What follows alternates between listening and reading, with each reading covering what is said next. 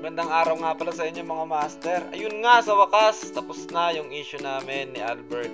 Albert, God bless sa'yo par.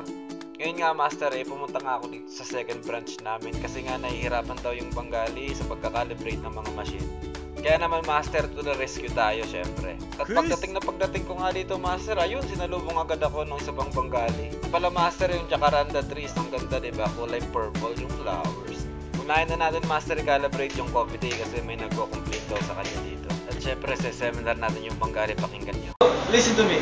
When the beans is old, remove the pre-infusion. Okay? This one is better because this beans is old. So it's better if we remove the pre-infusion and then we will try.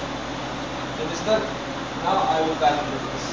Option lang pala yun master. Depende pa rin yan anong kalalabasan ng lasa pag tinanggal natin yung pre-infusion. Kaya dito nga master, kinalibrate ko na yung Lombardozzo linya BB na to. At nasatisfied naman ako master sa kinalabasan ng lasa, kaya yun na yung final recipe ko dito. So ayun yung yield 30. Tapos trinay ko to master, okay na ako sa lasa niya. Kaya naman master, uwian na. Ang ganda talaga ng jacaranda trees. Shoutout nga pala master kay JB Garcia. Yan, mga solid supporters natin yan. Thank you master.